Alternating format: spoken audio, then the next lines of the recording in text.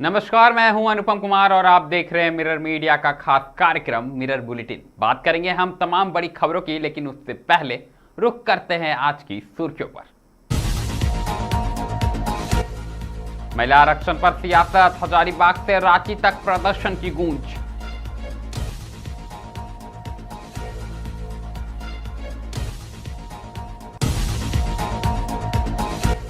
RBI का बड़ा action, Paytm payments bank का लाइसेंस रद्द, फिनटेक सेक्टर में हलचल।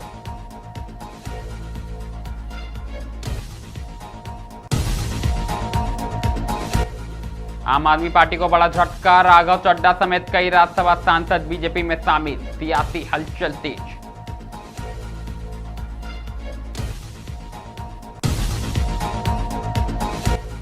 हजारीबाग बैंक डकैती कांड, एसपी ने खुद संभाली कमांड, टेक्निकल सेल, फिंगरप्रिंट और सीसीटीवी के जरिए जांच शुरू।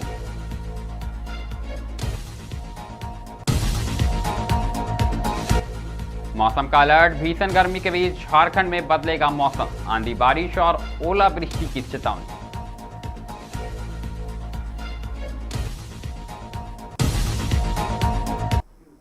अब खबरें विस्तार से। सबसे पहले बात हम हजारीबाग की करेंगे, जहां हजारीबाग से लेकर रांची तक महिला आरक्षण बिल को लेकर सियासत गर्मा गई। दरअसल संसद में बिल पारित नहीं हो पाने के बाद अब इसका असर सड़कों पर भी दिखने लगा। शनिवार को हजारीबाग समेत आसपास के कई विधानसभा क्षेत्रों से बड़ी संख्या में महिलाएं भाजपा के आह्वान पर रांची के लिए रवाना हुई, जहां कांग्रेस के खिलाफ जोरदार प्रदर्शन की तैयारी की गई है। हजारीबाग सदर विधायक प्रदीप प्रसाद के कार्यालय परिसर से करीब 5 बसों में सवार होकर महिला रांची के लिए निकली। इस दौरान महिलाओं में नाराजगी भी साफ तौर पर नजर आई। उनका कहना था कि महिला आरक्षण बिल लंबित रहने से महिलाओं के अधिकारों और राजनीतिक भागीदारी को नुकसान पहुंच रहा है। इस मौके पर विधायक प्रदीप प्रसाद ने कांग्रेस पर तीखा हमला बोलते हुए कहा कि संसद में बिल पारित नहीं होना कांग्रेस और उसके सहयोगियों की नीयत को उजागर करता है। उन्होंने दावा किया कि भाजपा महिलाओं को उनका हक दिलाने के लिए प्रतिबद्ध है और इस मुद्दे को लेकर आंदोलन जारी रहेगा। साफ तौर पर अगर हम बात करें तो महिला आरक्षण बिल पास ना होने के बाद कहीं ना कहीं महिलाओं में नाराजगी देखने को मिल रही है और इसी का असर है कि आज हजारीबाग से महिलाएं रांची की ओर कूच कर रही हैं।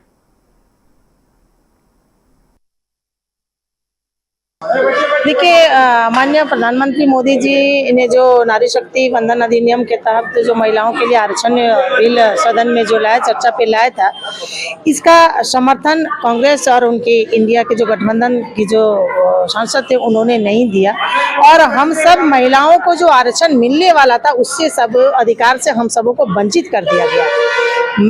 हम सब जो महिला, भारतीय महिला जितनी है, हमारी आधी आबादी कहलाती है, लेकिन आधी आबादी के साथ इस तरह का एक तरह से उनके अधिकारों का हत्या करना, ये कांग्रेस की मंशा बताती है कि कांग्रेस बिल्कुल महिला विरोधी सरकार है। जिस तरह से कांग्रेस पार्टी ने महिलाओं के हक और अधिकार को छीनने का काम किया है, जब पूरा देश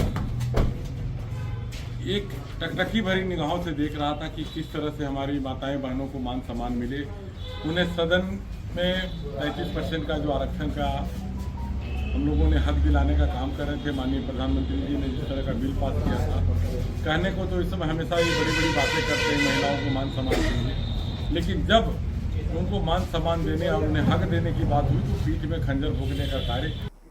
अगली खबर की बात करें तो अगली खबर पेटीएम पेमेंट्स बैंक से जुड़ी है। जी हां, आपको बता दें कि भारतीय रिजर्व बैंक यानी आरबीआई ने एक बड़े फैसले में पेटीएम पेमेंट्स बैंक का बैंकिंग लाइसेंस रद्द कर दिया है। इस कदम को देश के फिनटेक सेक्टर के लिए बड़ा झटका माना जा रहा है। आरबीआई ने यह कार्रवाई बैंकिंग नियमों के गंभीर उल्लंघन और लगातार अनुपालन में कमी को लेकर की है। केंद्रीय बैंक का कहना है कि ग्राहकों के हितों की सुरक्षा को ध्यान में रखते हुए यह निर्णय लिया गया है। इस फैसले के बाद पेटीएम पेमेंट्स बैंक अब नए ग्राहक नहीं जोड़ सकेगा और सीमित दायरे में ही सेवाएं दे पाएगा। मौजूदा ग्राहकों को अपनी जमा राशि निकालने या अन्य बैंकों में ट्रांसफर करने की भी सलाह दी गई। विशेषज्ञों के अनुसार इस कार्रवाई से फिनटेक कंपनियों को सख्त नियमों के पालन का स्पष्ट संदेश है। डिजिटल पेमेंट्स और बैंकिंग सेवाओं के तेजी से बढ़ते दौर में नियम का सख्ती से पालन करना बेहद ही जरूरी है। हालांकि पेटीएम की मुख्य ऐप और अन्य सेवाओं पर इसका सीधा असर सीमित रहने की संभावना जताई जा रही है, लेकिन निवेशकों और ग्राहकों के बीच चिंता का माहौल बना हुआ है।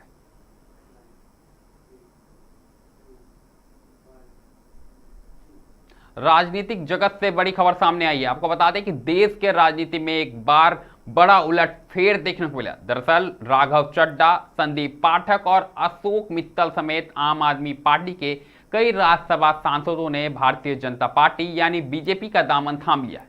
इस घटनाक्रम ने सियासी गलियारों में हलचल तेज कर दी। बताया जा रहा है कि लंबे समय से पार्टी के भीतर चल रही अंदरूनी सहमति और राजनीतिक मतभेदों के चलते इन नेताओं ने बड़ा फैसला लिया। बीजेपी में शामिल होने के बाद नेताओं ने कहा कि वे देश के विकास और मजबूत नेतृत्व के लिए यह कदम उठा रहे। वहीं आपके लिए यह घटनाक्रम एक बड़ा झटका माना जा रहा है, क्योंकि पार्टी के प्रमुख चेहरों का इस तरह से अलग होना संगठन की मजबूती पर बड़े सवाल खड़े कर रहा है। राजनीतिक विश्लेषकों का मानना है कि इसका असर आने वाले चुनावों पर भी पड़ सकता है। इस घटनाक्रम के बाद दोनों दलों के बीच बयानबाजी भी तेज हो गई है।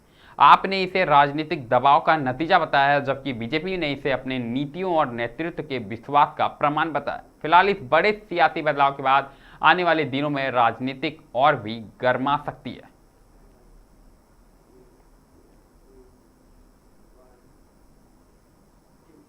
रुक एक बार फिर हजारीबाग का ही करेंगे, जहां बरही स्थित बैंक ऑफ महाराष्ट्र में हुई बड़ी डकैती के मामले में पुलिस ने जांच तेज कर दी। दरअसल एसपी अमन कुमार खुद घटनास्थल पर पहुंचे और पूरी स्थिति का जायजा लेते हुए जांच प्रक्रिया को गति दी। एसपी ने बताया कि मामले की गहराई से पड़ताल के लिए टेक्निकल सेल की मदद ली जा रही है। साथ ही घटनास्थल से फिंगरप्रिंट्स और अन्य अहम साक्ष्य जुटाए जा रहे हैं। आसपास लगे सीसीटीवी कैमरों की भी फुटेज खंगाली जा रही है, ताकि अपराधियों की पहचान हो सके। प्रारंभिक जानकारी के अनुसार अपराधियों ने करीब 3 किलो सोना, जिसकी कीमत लगभग 5 करोड़ रुपए बताई जा रही है, उसे लूट लिया है। इसके अलावा करीब 4 लाख रुपए नकद भी लेकर फरार हो गए। पुलिस पूरे क्षेत्र में सघन तलाशी अभियान चला रही है। एसपी अमन कुमार ने भरोसा दिलाया कि मामले में शामिल अपराधियों को जल्द गिरफ्तार कर लिया जाएगा। साथ ही यह भी जांच की जा रही है कि वारदात किसी संगठित गिरोह ने अंजाम दिया है या फिर इसमें किसी अन्य समूह का हाथ हो सकता है। आप भी सुनिए एसपी ने क्या कुछ कहा है। बरही थाना क्षेत्र में लगभग 3:15 बजे के आसपास 4 अपराध कर्मियों के द्वारा बैंक ऑफ महाराष्ट्र जो है उसमें लूट की घटना घटित की गई है, जिसमें कि लगभग 4 लाख रुपए कैश और 3 किलो सोना जो है वो उनके द्वारा ले जाया गया। और जो भी टीम्स है यहाँ पे, फिंगरप्रिंट की टीम है, एफएसएल से टीम है और टेक्निकल सेल की टीम है और सभी जो भी पदाधिकारी हैं यहाँ मौजूद है। और कुछ टीम्स जो है वो कुछ लीड पर काम कर रही है और हम लोग लगातार अभी छापेमारी वगैरह कर रहे हैं। और ये जो घटना है इसका उद्भेदन हम लोग जल्द करेंगे। 4 लोग थे जो कि 2 बाइक में आए थे, इसकी अभी तक जानकारी मिली। हथियार बंद थे क्या थे सर? ये हथियार तो दिख रहा है जहाँ तक लोग बता रहे हैं, लेकिन एक बार हम लोग और भी चेक करेंगे कितने लोगों के पास हथियार था और कैमरा वगैरह जो है हम लोग भी चेक कर रहे हैं। बयान लोगों का लगातार भी ले रहे हैं। पता लग रहा है कि मोबाइल भी लेकर के गए हैं, कर्मी लोग एक बार हम लोग डिटेल ले रहे हैं और इस संबंध में आपको ब्रीफ हम करेंगे।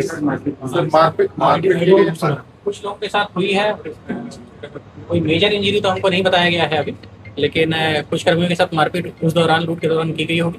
तो जो भी बयान में आएगा उसके अनुसार हम लोग उनका बयान दर्ज करेंगे। एक तरीके से चैलेंज किया जा रहा है सर।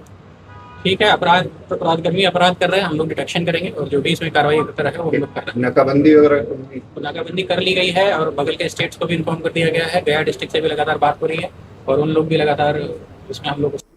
बात अब मौसम की करेंगे, जहां झारखंड में इन दिनों पड़ रही भीषण गर्मी के बीच राहत भरी खबर सामने आई। आपको बता दें कि मौसम विभाग ने राज्य के कई जिलों में आंधी, बारिश और ओलावृष्टि को लेकर अलर्ट जारी किया। जी हां, मौसम में बदलाव की संभावना जताई गई है, जिससे तापमान में गिरावट आ सकती है। मौसम वैज्ञानिकों के अनुसार तेज हवाओं के साथ बारिश और कुछ इलाकों में ओलावृष्टि हो सकती है। इसके साथ ही वज्रपात यानी आकाशीय बिजली को लेकर भी चेतावनी दी गई है। खासकर खुले मैदान, पेड़ों के नीचे और ऊंचे स्थानों पर जाने से बचने की सलाह दी गई है। प्रशासन ने लोगों से सतर्क रहने और खराब मौसम के दौरान सुरक्षित स्थानों पर रहने की अपील की है। किसानों को भी फसलों और मवेशियों की सुरक्षा को लेकर विशेष सावधानी बरतने को कहा गया है। मौसम विभाग का कहना है कि अगले 24 से 48 घंटों के दौरान राज्य के कई हिस्सों में इस बदलाव का असर देखने को मिलेगा, जिससे गर्मी से राहत मिल सकती है, लेकिन तेज आंधी और वज्रपात से नुकसान की आशंका भी जताई जा रही है। रुक करेंगे पश्चिम बंगाल का, जहां बर्धमान के नवाबहाट इलाके में एक निजी नर्सिंग होम में प्रसव के दौरान 23 वर्षीय महिला की मौत के बाद जमकर बवाल हो गया। दरअसल गुस्साए परिजनों और स्थानीय लोगों ने नर्सिंग होम में तोड़फोड़ कर दी, जिससे इलाके में तनाव फैल गया। स्थिति को नियंत्रण करने के लिए भारी संख्या में पुलिस बल की तैनाती की गई। पुलिस ने त्वरित कार्रवाई करते हुए नर्सिंग होम के मालिक समेत 3 कर्मचारियों को गिरफ्तार कर लिया और मामले की जांच शुरू कर दी। जानकारी के मुताबिक मंगलकोट निवासी रिजिया खातून को प्रसव पीड़ा होने पर परिजनों ने नर्सिंग होम में भर्ती कराया था। परिजनों का आरोप है कि भर्ती के समय महिला की हालत सामान्य थी, लेकिन ऑपरेशन थिएटर में ले जाने के कुछ ही देर बाद उसकी तबीयत अचानक बिगड़ गई। मृतका की मां ने आरोप लगाया कि ऑपरेशन के दौरान उनकी बेटी दर्द से चीखती रही, लेकिन नर्सिंग होम प्रशासन ने कोई स्पष्ट जानकारी नहीं दी। बार बार पूछने पर सिर्फ यही कहा गया कि प्रेशर बढ़ गया है, सब ठीक हो जाएगा। परिजनों का कहना है कि लापरवाही और सही जानकारी न देने के कारण उनकी बेटी की मौत हो गई है।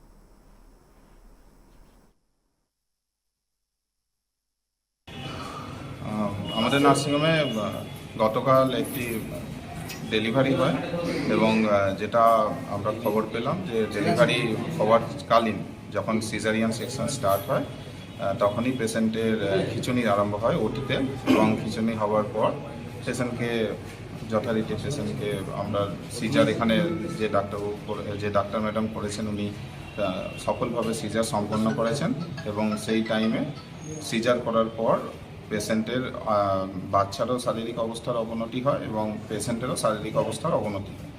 তো এই সময়ে আমরা পেশেন্টের বাচ্চাকে পেশেন্ট পার্টি সমেত এবং আমাদের স্টাফ সমেত বাচ্চাকে বর্ধমান মেডিকেল কলেজের এসএনসিইউ ওয়ার্ডে ট্রান্সফার করি এবং সবাই মিলে তাকে পেশেন্টের বাচ্চাকে ওখানে ভর্তি করা হয় এবং তারপর পেশেন্টকে আমরা আইসিইউতে ট্রান্সফার করি এবং আইসিইউতে পেশেন্ট ভেন্টিলেশনে যায় এবং পেশেন্টের শারীরিক অবস্থার আরও অবনতি ঘটতে থাকে।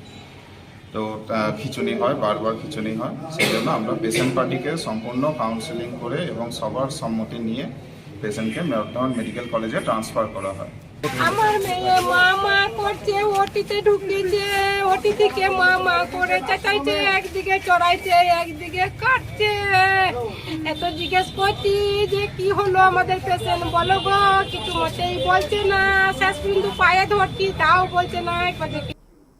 बात अब देवघर की करेंगे, जहां पालो जोरी प्रखंड के धावा पंचायत की होनहार छात्रा जूही खातून ने मैट्रिक में शानदार सफलता हासिल कर पूरे क्षेत्र का नाम रोशन किया। जी हां, झारखंड एकेडमिक काउंसिल द्वारा घोषित परिणाम में जूही ने 500 में से 485 अंक हासिल कर 97% अंक हासिल किए। इस बेहतरीन प्रदर्शन के बाद वह सनरेज हाई स्कूल पालो जोरी की स्कूल की टॉपर बनी। वहीं जिला टॉप 10 में भी पहला स्थान प्राप्त किया। विषयवार अंक की बात करें तो जूही ने हिंदी में 96, अंग्रेजी में 92 और गणित और विज्ञान में 100% नंबर लाकर कहीं ना कहीं क्षेत्र में नाम हासिल किया है। सभी विषयों में A+ ग्रेड हासिल कर उन्होंने अपनी मेहनत, अनुशासन और लगन का परिचय दिया। जूही की इस उपलब्धि से विद्यालय सहित पूरे पालो जोरी क्षेत्र में खुशी का माहौल है।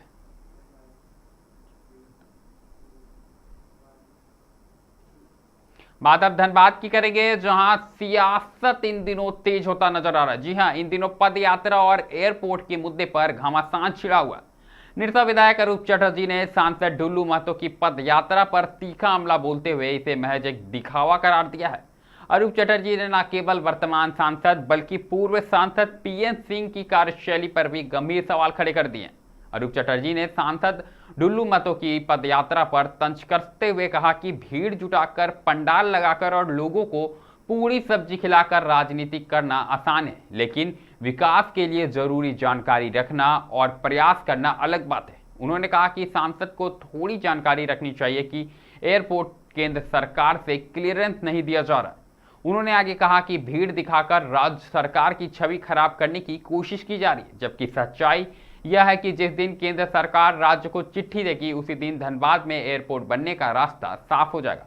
वहीं राज्य सरकार द्वारा जमीन नहीं दिए जाने की बात पर उन्होंने कहा कि राज्य में 17 साल तक बीजेपी की सरकार रही है, पीएन सिंह खुद मंत्री रहे, फिर उस दौरान जमीन क्यों नहीं चिन्हित की गई? उन्होंने स्पष्ट किया कि केंद्र सरकार की ओर से कोई ठोस प्रस्ताव या क्लियरेंस नहीं आ रही है और इसका दोष राज्य सरकार पर डालना राजनीतिक से प्रेरित है।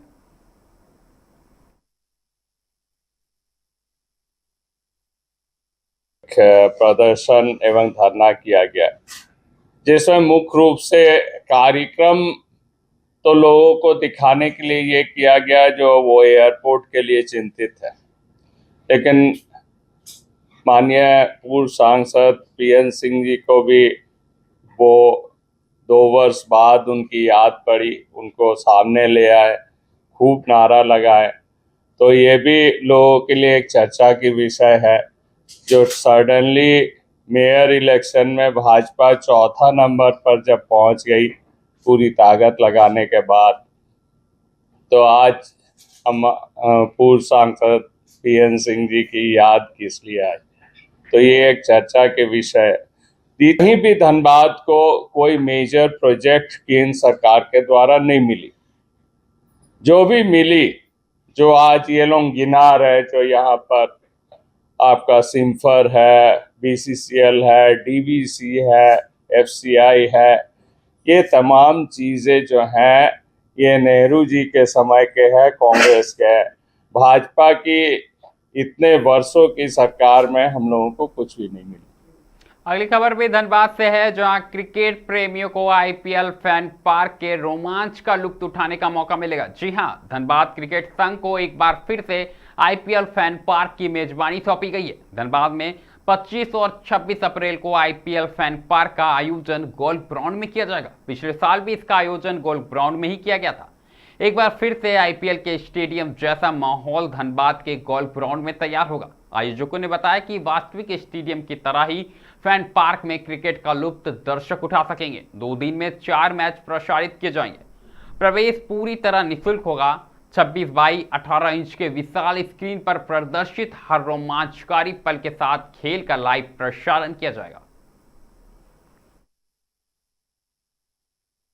धनबाद के प्रेमियों के लिए बहुत ही सौभाग्य की बात है और मैं झारखंड स्टेट क्रिकेट एसोसिएशन और बीसीसीआई को धन्यवाद देता हूं। उन्होंने तीसरी बार इस फैन पार्क का आयोजन करने का मौका दिया है और गोल्फ ग्राउंड में यहाँ के खेल प्रेमियों ने जिस तरह से पिछली बार 2 बार सक्सेसफुल रहा, लोग आके मैच देखें, एंजॉय करें। मैं चाहूँगा कि यहाँ के जितने खेल प्रेमी है, खिलाड़ी है, आए ग्राउंड में मैच देखें और एंजॉय करें। इसके पीछे का हम लोग का है कि 10 से 15-20 हज़ार के दर्शक का आए थे देखने के लिए। जो रिकॉर्ड हम लोग के पास में है, पिछली बार करीब 20 हज़ार करीब दर्शक राउंड चले गए। गोल्फ ग्राउंड पे धनबाद में फैन पार्क होने जा रहा है, जहाँ पे 32 बाई 18 फुट की बड़ी सी स्क्रीन पे मैच टेलीकास्ट होगा 25 और 26 अप्रैल को। 25 तारीख को Delhi Capitals versus Punjab Kings afternoon game रहेगा। इवनिंग में Rajasthan Royals versus Sunrisers Hyderabad रहेगा।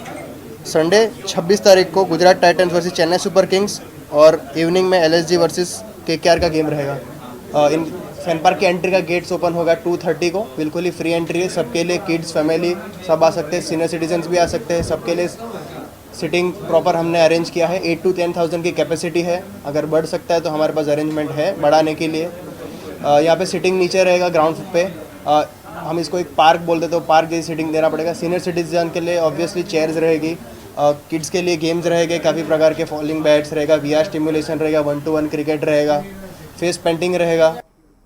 मिरर बुलेटिन में अभी के लिए फिलहाल इतना ही। ऐसे तमाम बड़ी खबरों से लगातार हम आपको अवगत कराते रहेंगे। कहीं मत जाइएगा, बने रहें मिरर मीडिया के साथ।